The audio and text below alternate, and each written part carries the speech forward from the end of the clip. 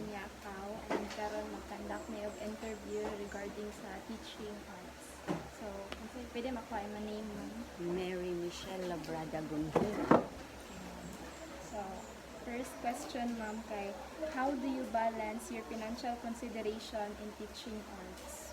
So kanang sa kanang financial no need jud mo labi na students, so no need jud sila mo kanang gasto, no, kay daghan man you can use nature, you can use recycled materials. So during sa ako ang kinder, kay mas nindot man jud itudlo ang arts during sa kinder nga time, kay kanang mo still man sila mo come man sila during sa kanang arts ba. So padadon ko na sila labi na katong mga leftover sa ilang mga kanang brothers and sisters, daghan pa mo yun na mga crayons nga gagmay, so di na sila ipalabay. So di agid no need agid mo palit. Kung nag-need sila og sila crayons, so sa una mo walay crayons, wala magdala. So ari ni sa environment na mga flowers, na mga green kuan, mga green nga dahon, color mo na sila. So mas nindot natural. Yes. Yeah. How do you handle situations where students or parents questions of the value of studying art? Kung parents, wa may ni question sa parents na ako, kay ang arts is the way of communicating your creativeness mo, gawas man na siya, self-expression, namang yung bata nga creative, na ang yung bata sad nga mukam siya, labi na ka ng mga ADHD, so naay bata nga makam siya mo kanang gentle siya in arts time, labi na mag-coloring, ganahan kay sila anak coloring. So ang coloring sad maka-enhance po sa ilahang creative mind, ilahang expression sa ilahang self, mo na siya. So ma-identify nimo ang bata nga kanang maka-create siya story during sa ilahang arts time.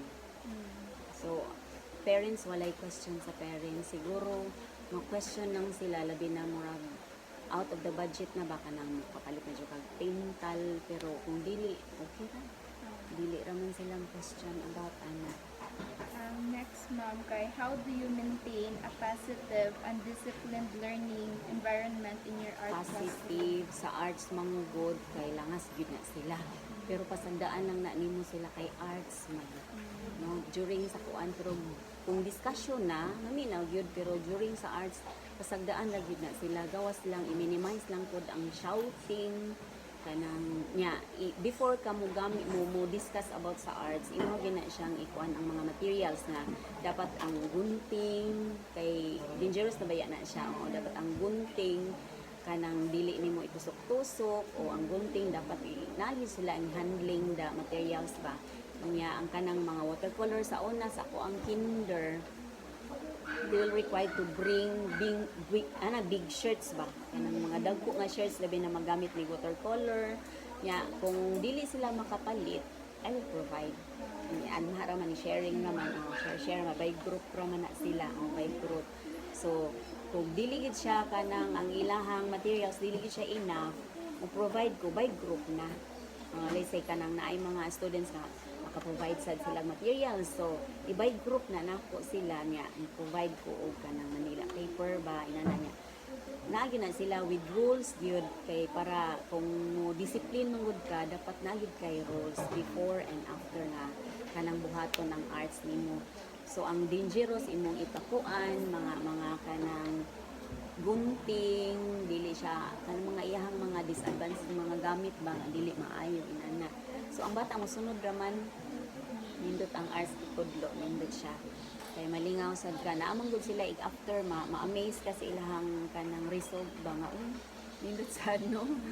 So kaning sad sila sa una akong grade 6 na gyud sila arts, makahimo gini sila mga wala naman dire kanang kulit ana ba, kulit sila. So during sa kulit kuyaw biya ng mga knives. So ipakuan gina sa ilaha niya kanang mga needles. So dapat kay naabay case ato nga ang needles sa lain nga school Siya dili na kuno siya magpanidol kay natusok bitaw dili nalingkuran ba. So dapat magkuan gud siya og kanang emery bag na nanganagi na sila dapat sundan. So ang positive discipline dapat naa jud kay rules after before and after. Okay. Ang next ma'am kay, how do you tackle the misconceptions that art is a luxury rather than essential part of education? Part man siya sa education. Pero dili man siya luxury. Depende siguro kung imo siyang i-luxury. Mangita kag way nga dili gid sila ka luxury. Daghan naman mga creative kuan recycle, daghan mga recycle ron nga makagawas ang ilahang creativity. Murag mao siguro dili na kinahanglan siguro luxury siguro kaayo. Like sa kanang mga sa Christmas decoration, daghan naman makakita kag mga native. O pwede siya kanang magamit nimo. I-guide lang og unsaon or research og unsaon mga different nga mga style makagawas ilang creativity. Pero sa mga bata karon makakuha rin sila glain, no? Dili sila mo copy ba sa kanang internet na agad sila ilaha ko. Mga karon creative na ron ang mga bata. Tungod siguro sa ilang itan-aw nga mga media ba. So, good morning po. By the way, I am Gladys K. Abuyamar and karon kay same question. So, first one is, how do you handle situations where there are limited art supplies and materials available for your students? Nato siya kung giingon gaganiha nga naadyoy mga learners nga naagyod supply gid silang mama, so naapoy wala, so mo provide ko og katong wala din i-buy ko na lang, so para jud sila makakuha kanan, let's say kanang sa una magpahatag ko sa ilahang pintal kay di biya sila kapalit og pintal kay mahal baya ng pintal, so ang ilahan na lang paliton is katong brush kaya mas barato man ang brush. So kung asa mi mag-mural ba sa wall ba, so na sila provided, so ako na mag-provide sa pintal, mayroon man ang pintal nga kuan or mga sa school og naa sila sobra iuwi, so dili gid siya ingon hindrance ang arts nga maka-express gid sila, makagawas gid sila. So ang uban na mo ibang bata nga dili ka-express ang ilahang emotion, ang ilahang creativity through writing, so maka-express ta sila through drawing. So, next one, what strategies do you employ to foster a sense of creativity and individuality in students, even when workspace is limited? Workspace strategies daghan man. You can go outside. Nature is the best art. The best art teacher, nature gid na siya. So sa una ako outside me basta arts, outside labi na kanang mo identify mi sa tones of colors kay lain-lain baya ang color sa green, daghan baya siya kanang kuan ang color sa green, so kuan gawas kana outside yalya object mo gawas lang sila, mo observe sila sa mga colors inana. So napukoy na nakuan sa una na experiment sa una sa mga bata kung different tones ba, so palitan green, so manguha sila mga kani mga color ang dahon, so ilahang ikuan ang mga color na green. So last question is, how do you manage and organize your art classroom to ensure a smooth and efficient learning environment?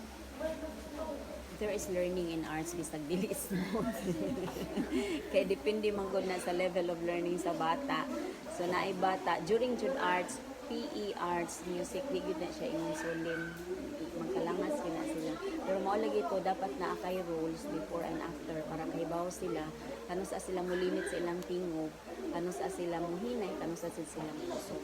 So naa sa rules, then naa sa jud kay rewards, awards na after na kani nga group is hinumba, indot pa sila nga pagka-perform, di ba sila langasan, kay kung langasan mo minus food o nagi na siya award after, mo na siya pacific. Di ka magsinagitay din. Mas stress oroy ka. So, para to siya, ma'am. Oh, Thank you, ma'am. Okay na. Thank you, ma'am.